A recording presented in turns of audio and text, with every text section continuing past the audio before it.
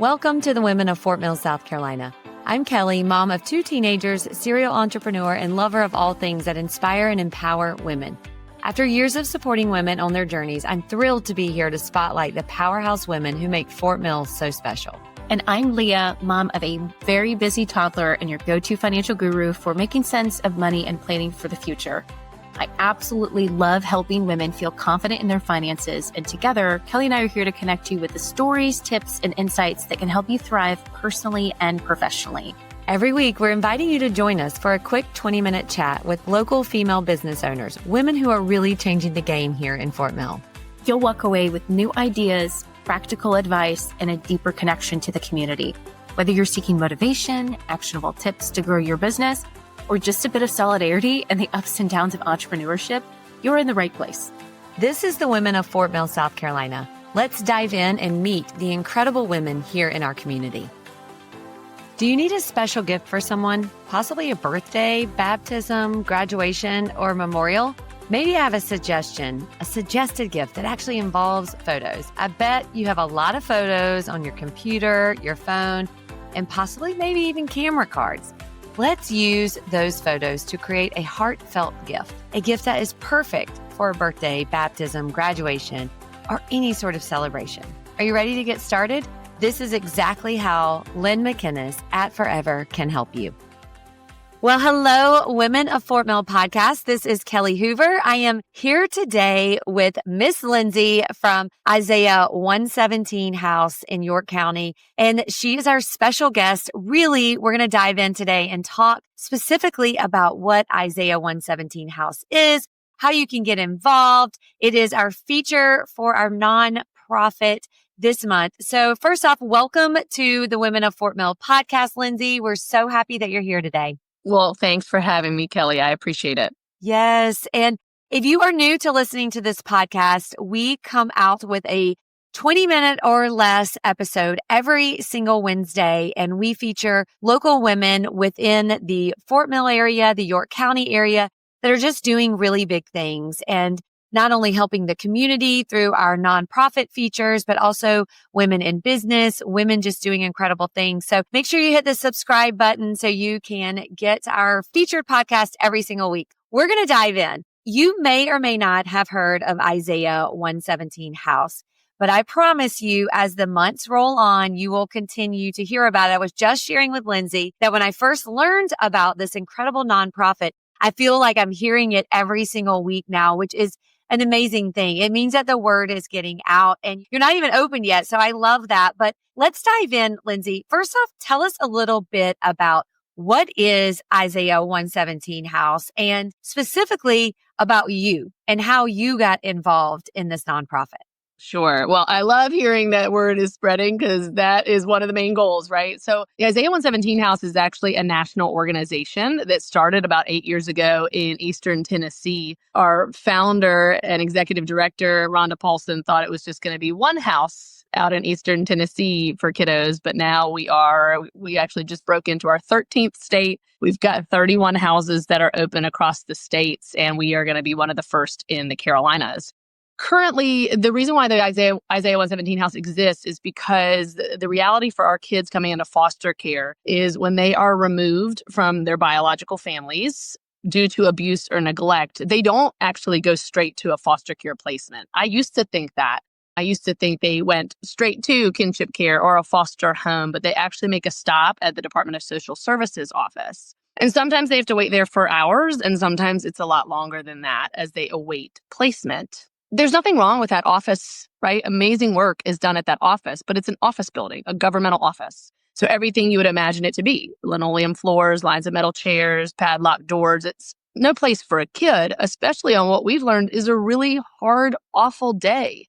When I was a new foster mom, I used to think removal day was a good thing. Oh, our kids are being removed from the abuse or neglect that they've been enduring and they're brought to safety. But they're also being removed from everything they know, everything that's familiar to them.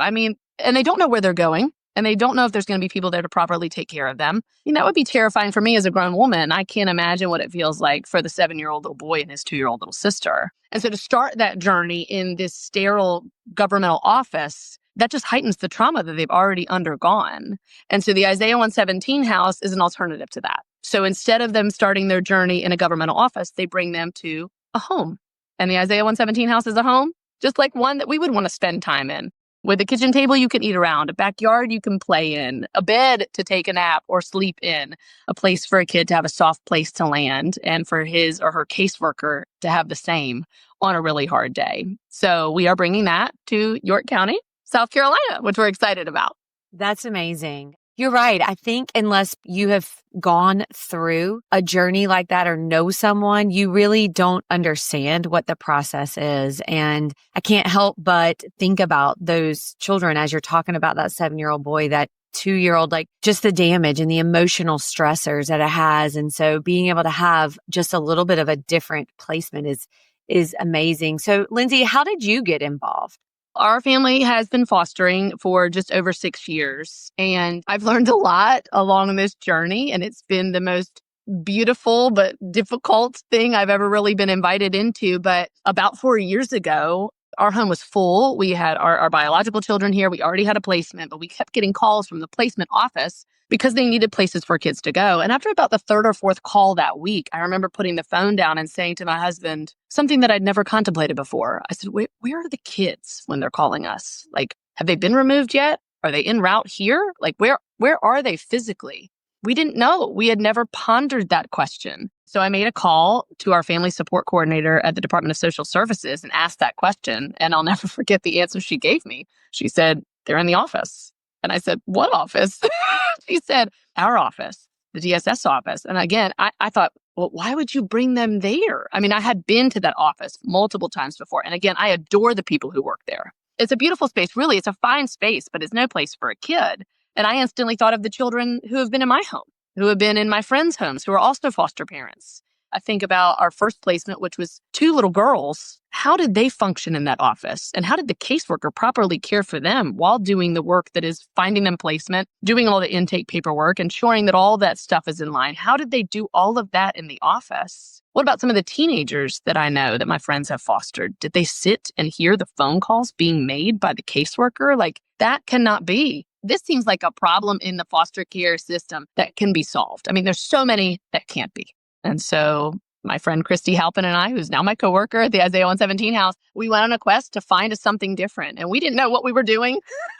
We thought, okay, well, we'll start something, sure. But we had no idea how to do that. And we came across a video of Rhonda and her husband, Corey, talking about the Isaiah 117 house. And we were like, oh my gosh, they're doing it. They're fixing this part of the foster care system and they're doing it well. Let's just link arms with them. So long story short, we went out to Tennessee. We met them. They met us. We said, hey, this is a need here in our community. And now here we are. Wow. That is incredible. And it really takes your breath away just thinking about the process. And it's so interesting that that thought at that moment was laid onto you and you did something about it, because there are so many people that we think things, but yet we don't take action. So I'm really proud of you for that, because I'm sure in that moment, you probably didn't have time to go and do this and take on this big project, right? I did not. I remember so definitively sitting there saying, oh my gosh, this has got to change, and just feeling that nudge. Well, you better go do it. And I was like, oh no, I don't have the margin for that. But for us, we say it's very personal for us. It's not that we just decided that this was a need, and the numbers and the lives are those that we know. We know the names. We've cupped the faces of our kids who need and deserve better. And so we want to start the journey differently for the next child who's to come into foster care, because unfortunately, that won't stop. Kids are always going to need to be in foster care, and they deserve better. Yeah. Well, that's amazing. I hope that all the women listening really will take that in, because I know we all get those nudges and we all make reasons why we can't. And you didn't. You're making a change, and the lives that will be impacted because you decided to follow through on your nudge are going to be a beautiful, beautiful thing in the future. So tell us a little bit about where Isaiah 117 house is, not physically, but like, where are you guys in the process and building? And then how can York County support you all? We are under construction. Our home is being built by True Homes, is actually spearheading the project for us. And we have so many contractors that have come into the process who have graciously offered materials or labor and just offered to pour into the project. We broke ground in February and construction has officially started we'll butcher all of the details about exactly what's happening construction-wise, but that's why I have smarter people in place that can make that part happen. We are slated to pour the foundation next week and start getting some walls up. So they have told us 120 days for the build. So they are projecting that the house will be finished in the summer, and we will do some training within the context of the house for our volunteers and getting the house stocked and ready for kids in hopes that we can open in the early fall of this year. So we are so excited about that because we actually currently are on call for the Department of Social Services 24/7. And so we have a team of about 40 certified caregivers who have undergone comprehensive background checking, and they have undergone our trauma training, and they actually go and sit with the kids in the office right now until our home is built and we can have that as an alternative. But the way people can get involved, I mean, we want this house to be built by our community for our kids in our community. And so there are a bunch of ways that people can get involved. Like I said, our construction workers, they're getting involved by using their trades to pour into this house. We are in hardcore fundraising mode right now as we have to fund the build and also the first year's operating costs. We do not open unless we have the first year's operating costs in the bank. And we go into the house debt-free.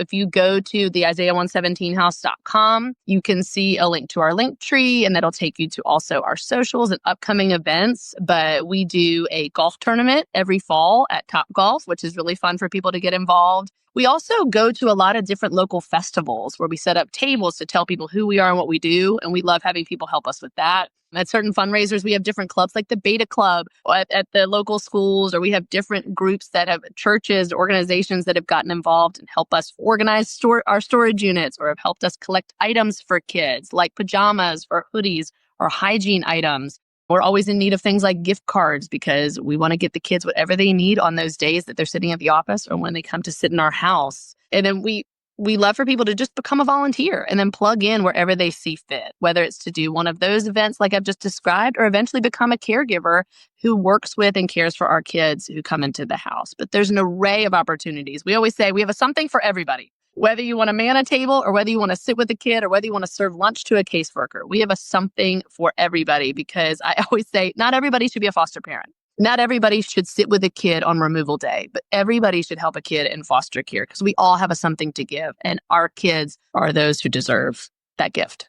That's amazing. You really have touched so many different aspects of how people can get involved. So make sure, listeners, that you plug into that. I'm thinking of a lot of different avenues that people can get involved. If you have church groups, if you have, I love that you mentioned Beta Club, because in Fort Mill, there is a large amount of students that need Beta Club hours and like to get involved in those things. And there's so many incredible kids that are doing, fundraisers and those sort of things. And then just parents. I mean, what a gift to be able. One of the things, I have 2 teenage daughters, and one of the things that my husband and I have really felt very strongly about is exposing our children to things outside of our own little bubble. And that does mean seeing other things that they may not experience, but that it does exist. And so I would encourage everyone listening to look at those pathways of how you can get involved. And whether it's playing in a golf tournament, whether it's donating money or donating time, we all can contribute. So I love that you brought those things up.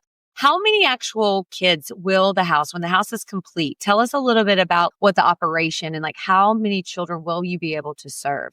So at a time, we will do it on a case-by-case basis. I mean, we believe in individualizing care for kids. And so we will leave it up to the Department of Social Services to determine if we could have more than one case at the house at a time. But typically, we will just have one case. Now, that case might mean one kid. It might mean a sibling group of 5. But we will be outfitted to care for the children in what we hope will be a very family kind of friendly environment. In terms of how many kids will we serve in a year, it's really hard to predict because it fluctuates how many children come into care. But I will tell you that there are, at this point, over 200 children in foster care in York County right now. Wow. So that's a lot of kiddos who have come through, and that's going to continue. And so we hope to be able to say yes to all of those kids, that they can be given a place to be on a really hard day. It is incredible. And it's also a need. And as this town and as the county continues to grow, which it has been the last 10 years and will continue to be that way, you will need, more and more people helping out and serving that way. So This has been truly eye-opening, I think, just for, I know myself, and I'm sure a lot of listeners, just that this service is in such demand and so need, and truly what the kids go through during those processes and during the removal and placement. So I want to say thank you. Thank you for serving in this role in our community and seeing a need and taking action in it. And I know there's people listening that are probably feeling that tug too, like, okay, I've been looking for something like this, or I know people in this way. I know people who can serve and get connected with Isaiah 117 House. So share with us a little bit about how they can connect with you through volunteering, through donation, or just to follow and know more about what you guys are doing. Yeah, the best thing to do would be to go to our link tree, which has all of the events that are up and coming, and you can follow us on our socials. It's just Isaiah 117, York County. You can go to the Isaiah117house.com, our main website, and see our location. But the best place to start is to fill out a volunteer application. That doesn't necessarily commit you to anything. That just means that we will be in touch with you and say, okay, where can we get you plugged in? Or to reach out to us via email, or to shoot us a message via socials and just say, hey, I have a group that wants to get involved. What's the next step? I always tell people, just do it. Just step out. Just take that first step, and then we'll kind of see what unravels from there. I know that's what's always been magical in my life, is just taking that first step and seeing where it goes. And you really never know how beautiful it's going to be. And typically it's more beautiful than anything we can imagine. But really, a lot of our job is just letting people know about the plight of children in foster care and what some of their needs are. Because sometimes when we tell people, oh, this is a need kids have, they're like, oh, really? Well, I can do that. So again, it doesn't mean that we all do the same thing or serve in the same way. We shouldn't. We all have a certain special something to give. It's just a matter of who to give it to. And so that would be a place that I would suggest people start, and then we can go from there. Well, that's incredible. And we will feature Lindsay and Isaiah 117 House, how you can get involved with their social, following the link tree. Will all be in the show notes. And also you will see it on our Instagram. And if you're not following us yet, go to Instagram and follow us at Women of Fort Mill Podcast. All of Lindsay's information, her socials, everything to get connected with Isaiah 117 House will be featured there. And if you have not signed up for our weekly newsletter, Lindsay and Isaiah House 117 will also be featured there as well, with all the information of how to get connected, to volunteer. And we're so grateful for your time today, Lindsay. Thank you for being on and sharing the information. Well, thanks for giving me the chance to. I appreciate it, Kelly. Absolutely. And if you enjoyed this episode of the Women of Fort Mill podcast, we would absolutely love for you to hit the share button, share this podcast with someone else in Fort Mill, in York County, that potentially can make an impact not only with Lindsay and all this goodness that is going on with Isaiah 117 House, but any of the other episodes or our special guests that have been on. This podcast is all about recognizing and featuring the amazing things that are happening right here in the town of Fort Mill and in York County. And we want you to stay plugged in. So share this episode, give us a rating and review so more people can know about it. And we will be with you again next week. Thanks again and have an awesome day. Thank you for tuning in to Women of Fort Mill, South Carolina. We love bringing you the stories of these incredible women, and we hope you're walking away with a little extra inspiration every week. If you enjoyed today's episode, don't forget to rate and review us wherever you listen. It helps us reach more amazing women like you and grow our supportive community. And for all the latest updates, tips, and behind-the-scenes fun, make sure to follow us over on Instagram, Women of Fort Mill Podcast, and tag us to share what inspires you each week. Plus, join our email list to stay connected, be the very first to know about the new episodes and fun events. Thanks for being a part of our Fort Mill family. We'll see you next week with another inspiring woman right here at Women of Fort Mill Podcast. Do you need a special gift for someone? Possibly a birthday, baptism, graduation, or memorial? Maybe I have a suggested gift that actually involves photos. I bet you have a lot of photos on your computer, your phone, and possibly maybe even camera cards. Let's use those photos to create a heartfelt gift, a gift that is perfect for a birthday, baptism, graduation, or any sort of celebration. Are you ready to get started? This is exactly how Lynn McInnes at Forever can help you.